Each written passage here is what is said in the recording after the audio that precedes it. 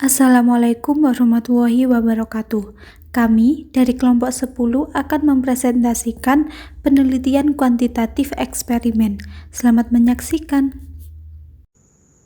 Perkenalkan, nama saya Adika Prasestia AP dengan NIM 19140050. Saya Lina Nurita Filaili dengan NIM 19140066. Perkenalkan, nama saya Silviana Rofida, NIM 19140082. Metode penelitian eksperimen. Metode penelitian eksperimen merupakan metode penelitian kuantitatif yang sangat produktif dikarenakan penelitian tersebut dilakukan secara baik dengan dapat menjawab hipotesis yang utamanya berkaitan dengan hubungan sebab akibat. Hubungan sebab akibat yang ada di metode penelitian eksperimen ini dengan memanipulasi suatu stimuli berupa treatment atau kondisi-kondisi eksperimental. Kemudian mengobservasi pengaruh atau perubahan yang diakibatkan oleh perlakuan atau manipulasi yang secara sengaja dilakukan tadi, agar pengaruh atau perubahan ini terhindar dari berbagai hal yang mengganggu terhadap terjadinya perubahan tersebut. Maka peneliti melakukan kontrol yang cermat terhadap segala kemungkinan masuknya pengaruh lain. Selanjutnya, karakteristik penelitian eksperimen. Yang pertama, manipulasi variabel bebas. Yang dimaksud dengan manipulasi pada penelitian eksperimen ini ialah adanya perlakuan atau treatment yang sengaja diberikan kepada subjek penelitian berupa variabel bebas yang divariasikan. Perlakuan yang diberikan secara sengaja menunjukkan bahwasannya variabel bebas tidak muncul secara acak atau secara alami, melainkan diciptakan oleh peneliti.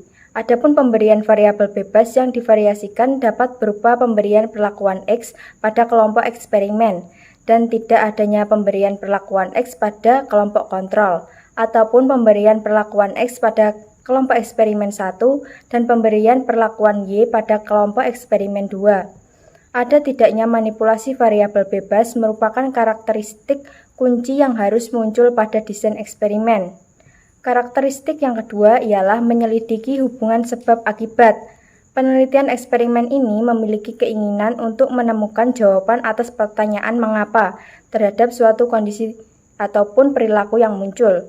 Dalam bahasa yang lebih teknis, penelitian eksperimen di sini hendak menguji apakah variabel bebas sebagai sebab dapat mempengaruhi variabel terikat yang merupakan akibat. Sebagai contoh, suatu penelitian eksperimen menguji apakah dengan mendengarkan musik jenis tertentu di tempat perbelanjaan mempengaruhi jumlah barang yang dibeli oleh konsumen. Pada contoh penelitian tersebut, variabel bebas yang sebagai sebab ialah musik jenis tertentu di tempat perbelanjaan, sedangkan variabel terikat pada contoh tersebut yang sebagai akibat ialah jumlah barang yang dibeli oleh konsumen. Karakteristik yang ketiga ialah kontrol ketat pada situasi eksperimen. Agar bisa menyimpulkan secara lebih kuat mengenai hubungan sebab akibat antara variabel bebas dan variabel terikat yang sedang diteliti, maka penelitian eksperimen melakukan kontrol yang ketat atas situasi eksperimen yang berisiko memunculkan variabel lain yang dapat turut mempengaruhi variabel terikat.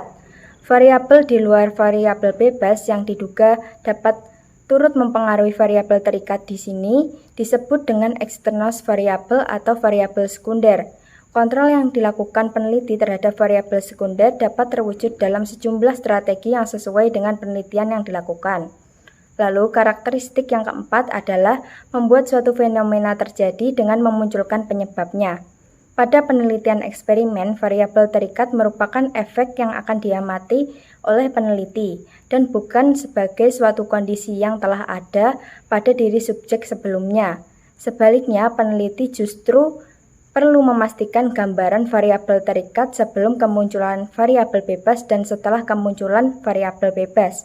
Dengan demikian, perlu dipahami bahwa penelitian eksperimen di sini memunculkan dengan sengaja variabel bebas yang digunakan menjadi sebab dan selanjutnya mengamati kemunculan akibat yang dihipotesiskan sebelum pada variabel terikat. Karakteristik yang terakhir adalah observasi objektif terhadap variabel terikat. Menurut Mears dan Hansen, terdapat syarat agar penelitian eksperimen dapat dilakukan, yakni yang pertama, peneliti dapat melakukan manipulasi setting.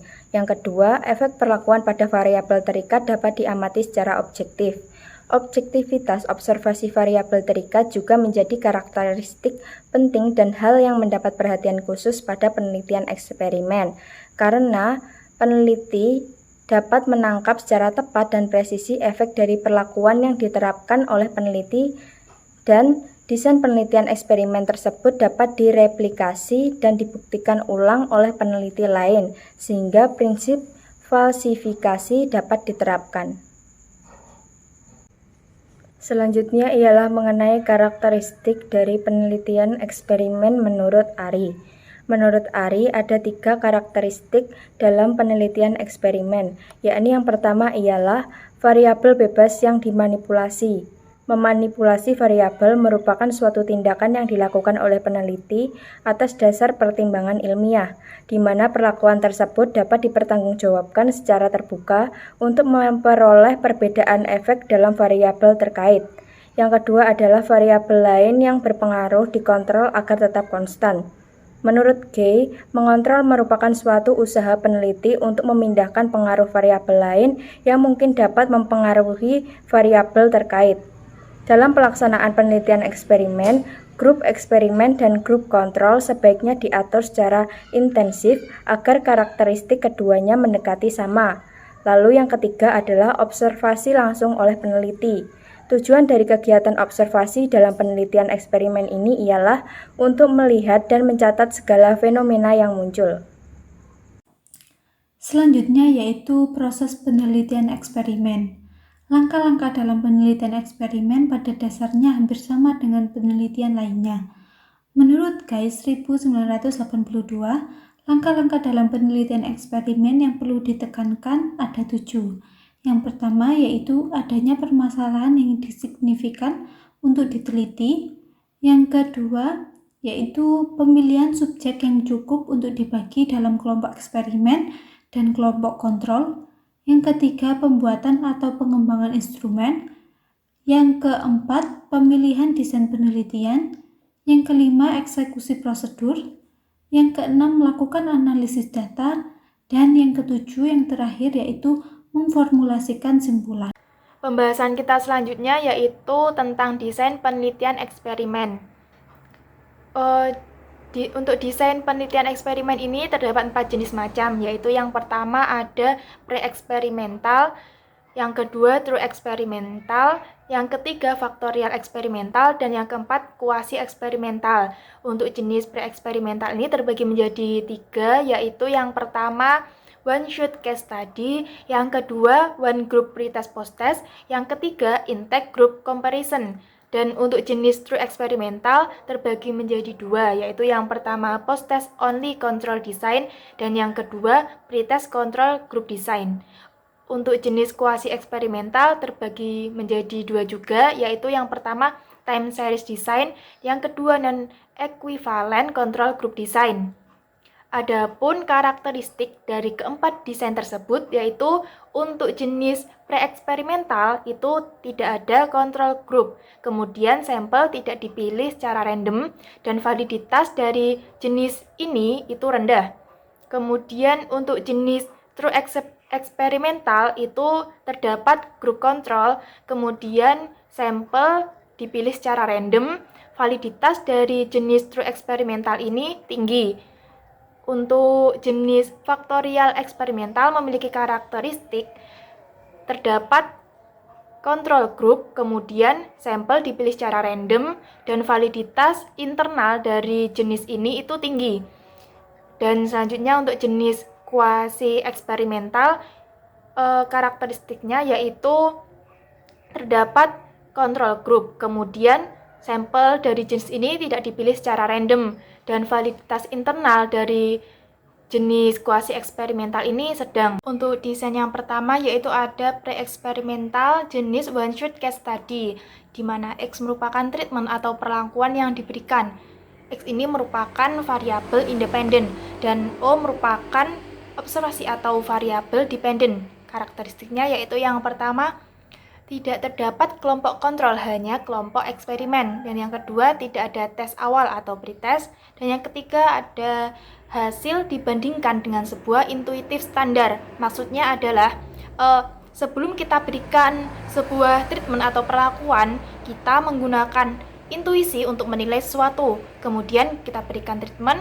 Setelah diberikan treatment, hasil dari setelah diberikannya treatment tersebut kita bandingkan dengan hasil intuisi kita di awal. Seperti itu. Kemudian jenis selanjutnya yaitu one group pretest post-test, di mana O1 merupakan nilai pretest sebelum diberikan sebuah treatment. Kemudian X merupakan treatment atau perlakuan yang diberikan. O2 merupakan nilai post-test setelah diberikannya sebuah treatment. Adapun karakteristiknya yaitu yang pertama, tidak terdapat kelompok kontrol, hanya kelompok eksperimen. Kemudian ada tes awal atau pretest, dan yang ketiga, hasil dibandingkan antara post-test dan pretest. Jadi hasil dari pretest itu dibandingkan dengan hasil post-test. Jenis selanjutnya yaitu ada intake group comparison, di mana O1 merupakan hasil pengukuran setengah kelompok yang diberikan perlakuan, dan O2 merupakan hasil pengukuran setengah kelompok yang tidak diberi perlakuan. Karakteristiknya yaitu yang pertama, satu kelompok dibagi menjadi dua, yaitu kelompok pertama diberi perlakuan, sedangkan kelompok yang kedua tidak diberikan perlakuan. Yang kedua, tidak ada pretest, dan yang ketiga, hasil membandingkan antara kelompok pertama dan kedua. Baik, di sini kita memiliki sebuah judul penelitian, yaitu pengaruh adanya pojok baca kelas terhadap minat baca siswa. Apabila kita menggunakan desain pre-eksperimental jenis one-shot case study, maka langkah-langkah yang bisa kita lakukan yaitu yang pertama, dipilih sekelompok siswa. Kemudian, menurut intuisi kita, kelompok siswa tersebut memiliki minat baca yang cukup rendah. Kemudian kita berikan sebuah treatment atau perlakuan, yaitu dengan menyediakan sebuah pojok baca kelas. Kemudian setelah kita amati selama 3 bulan, ditemukan bahwa setelah 3 bulan tersebut, minat baca siswa tersebut meningkat.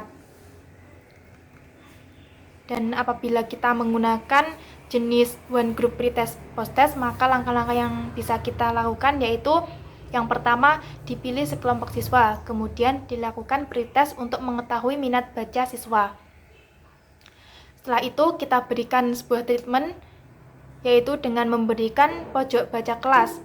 Selanjutnya, kita berikan waktu selama 3 bulan. Setelah itu, kita berikan post-test untuk mengetahui minat baca siswa setelah diadakan pojok baca siswa. Jadi, hasil post-test tersebut kita bandingkan dengan hasil pretest. Kemudian, jika kita menggunakan jenis one group pretest post-test, maka langkah yang bisa kita lakukan yaitu yang pertama, dipilih sekelompok siswa yang memiliki karakteristik yang sama. Kemudian kelompok siswa tersebut kita bagi menjadi 2 kelompok. Kelompok yang pertama kita berikan sebuah perlakuan yaitu dengan memberikan pojok baca kelas. Sedangkan kelompok yang kedua itu tidak kita berikan sebuah perlakuan, tidak kita berikan pojok baca kelas. Kemudian setelah 3 bulan, kedua kelompok tersebut kita berikan tes untuk mengetahui minat baca siswa-siswa tersebut. Kemudian hasil tes kita bandingkan.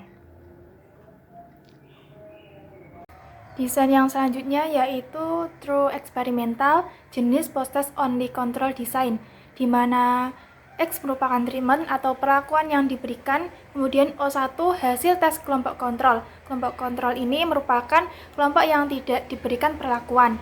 Kemudian O2 itu hasil tes kelompok eksperimen. Nah, kalau kelompok eksperimen ini yaitu kelompok yang diberikan perlakuan. Kemudian R merupakan sampel yang dipilih secara random.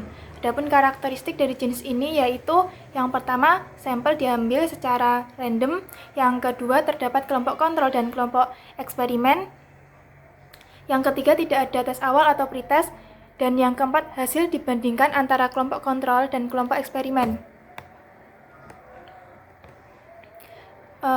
Pengaruh treatment dianalisis dengan uji beda.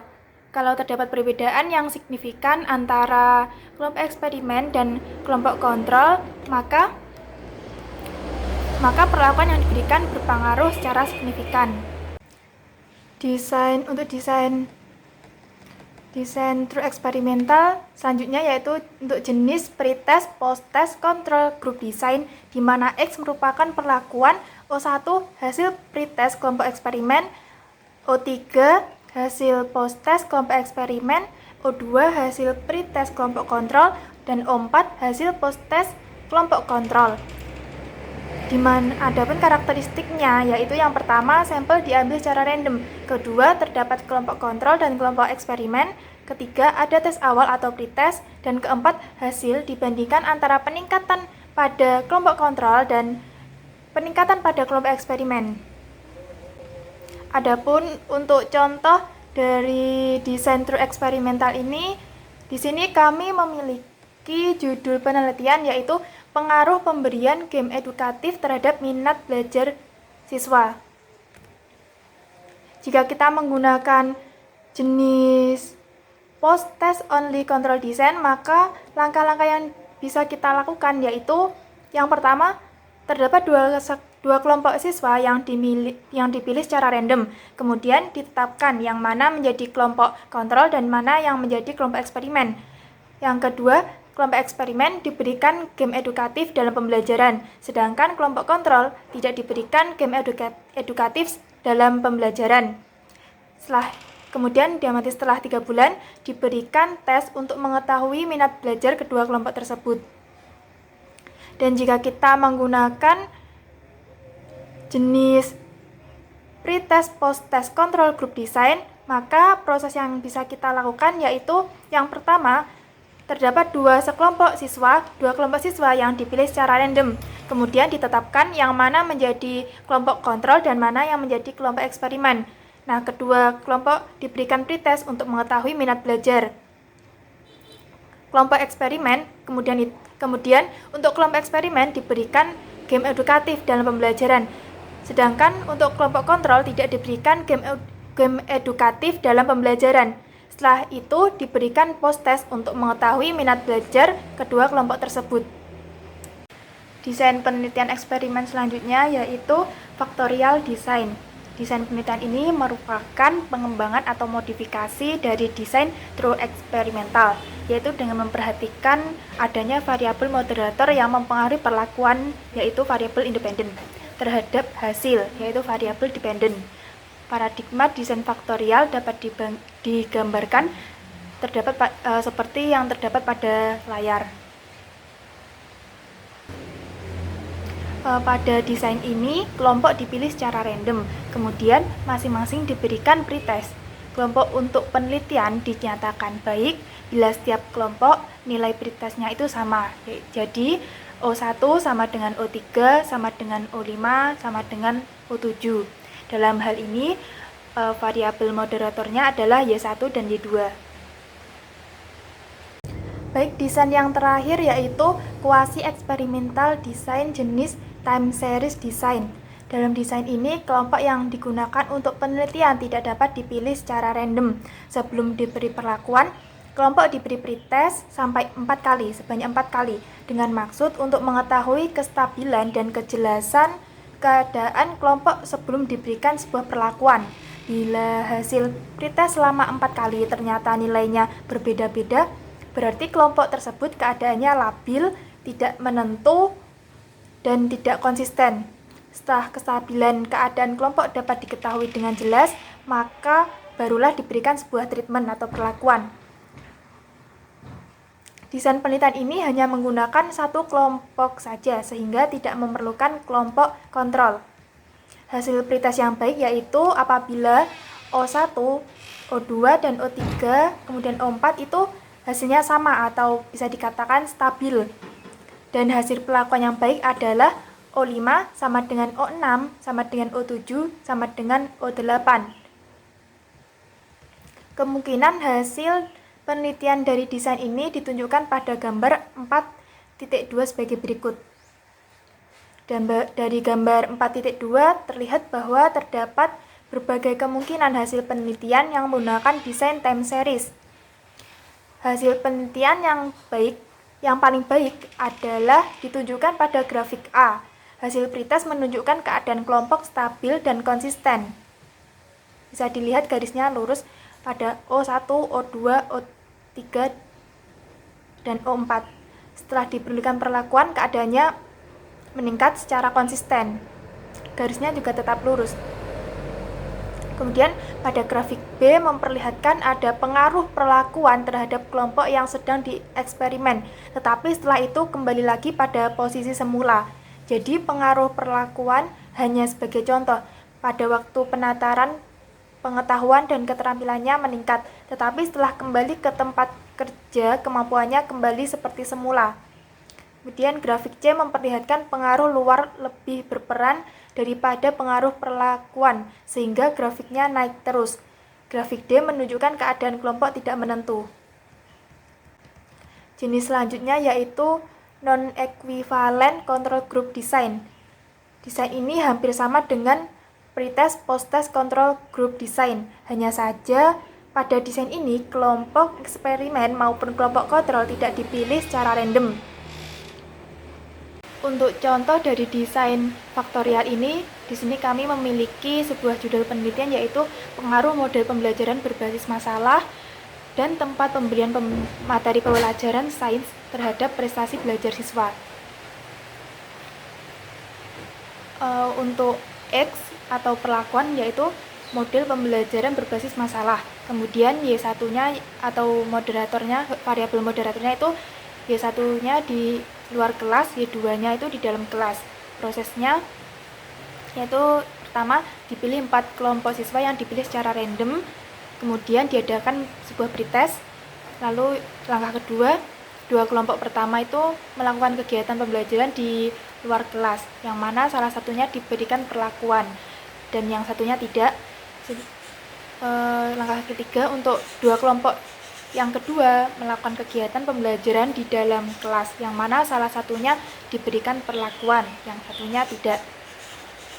Nah, untuk mengetahui adanya pengaruh atau tidak itu dengan cara membandingkan rata-rata dari masing-masing kelompok. Sekian presentasi dari kelompok kami, kurang lebihnya mohon maaf. Wassalamualaikum warahmatullahi wabarakatuh.